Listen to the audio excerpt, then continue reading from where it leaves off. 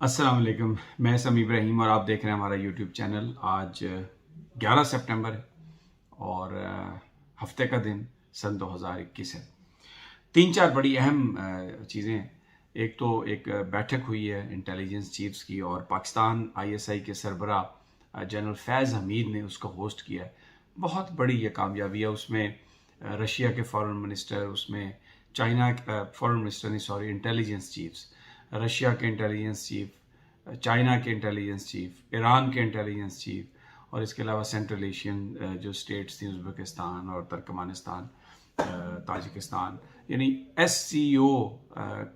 जो मेंबर ममालिक हैं वो तकरीबन सवाए इंडिया के सारे उसमें शामिल थे। और जो इसको मेज़बानी का जो शर्फ हासिल हुआ या एजाज़ हासिल हुआ वो पाकिस्तान इंटेलिजेंस के सरबरा जनरल फैज़ हमीद। खित्ते की सारी सूरत हाल पर बात की गई। आज तालिबान ने जो बुरी हुकूमत थी उसका जो हल्फ उठाने की जो तकरीब थी, हल्फ तो उठाया, गवर्नमेंट इन प्लेस हो गई, लेकिन जो एक वो तकरीब थी हल्फ उठाने की उसको उन्होंने पोस्टपोन किया उसको उन्होंने मुलतवी किया। दो तीन उसकी वजूहत थी। एक तो ये थी कि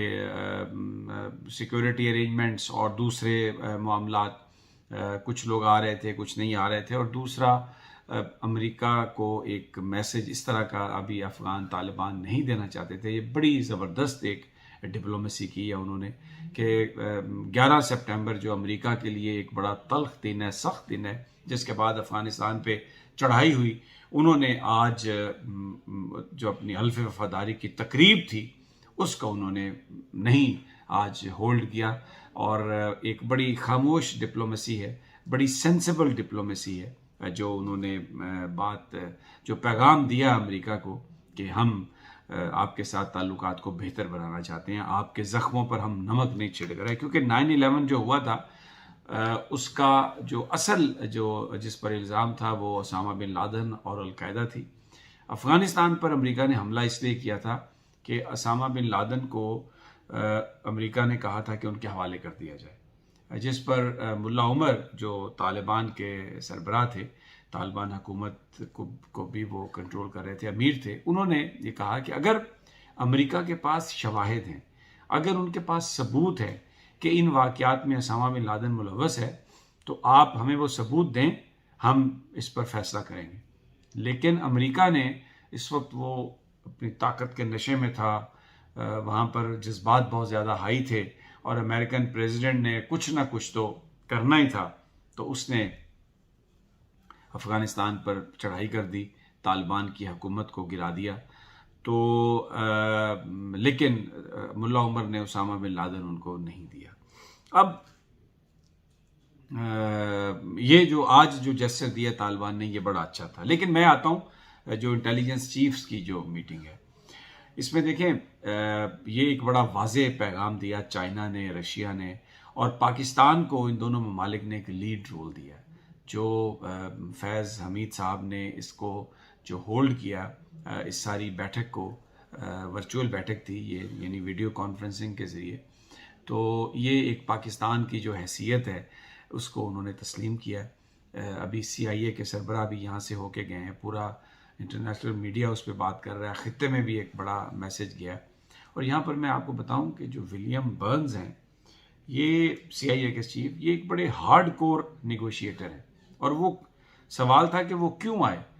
वो बहुत ही हार्ड कोर निगोशिएटर हैं। और अगर आप लोगों को याद ना हो तो मैं अर्ज़ कर देता हूँ,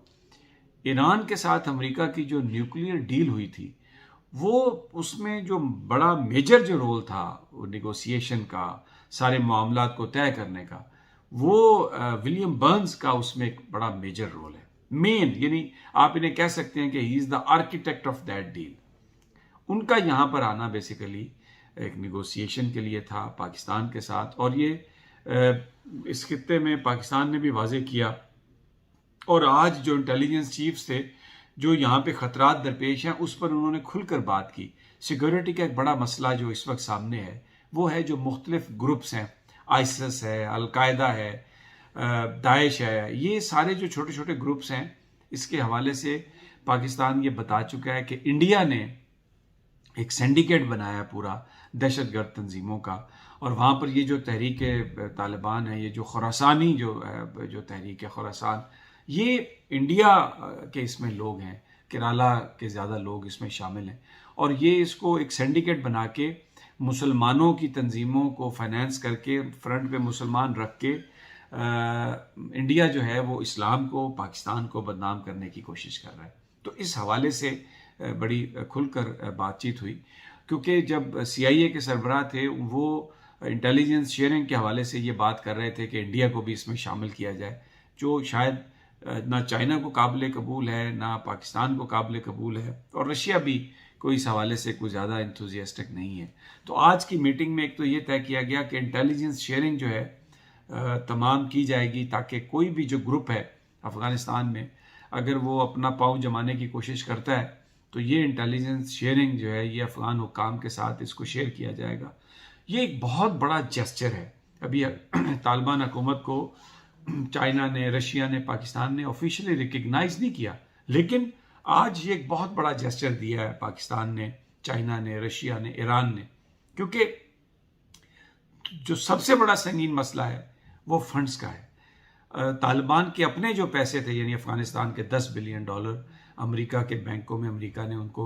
سیز کر لیا، روک دیا، منجمد کر دیا۔ پھر نہ صرف یہ بلکہ IMF, world bank اور دوسرے جو مالیاتی ادارے ہیں ان سے کہا ہے کہ جی آپ افغانستان کی فنڈنگ نہ کریں، اور بہت سارے یورپی ممالک امریکن انفلوئنس کی وجہ سے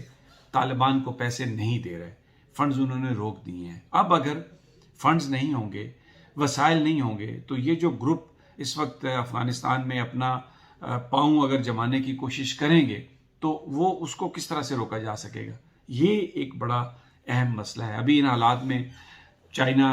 مدد کر رہا ہے افغانستان کی، پاکستان نے بھی C-130 بھیجے ہیں، لیکن یہ بڑی معمولی امداد ہے۔ امداد کا سلسلہ شروع ہے، پاکستانی طالبان کے ساتھ، افغان حکومت کے ساتھ مل کے کام کر رہے ہیں،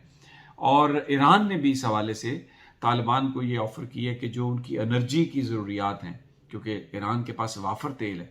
تو ایران نے کہا ہے کہ جو انرجی کی ضروریات ہیں، پیسے اگر آپ کے پاس نہیں بھی ہیں تو وہ کریڈٹ فیسلٹی اور دوسری چیزیں، ایران یہ سب کچھ کرنے کے لیے تیار ہے۔ تو ایک کنسورشیم انٹیلیجنس ایجنسیز کا آج جس کو جنرل فیض حمید نے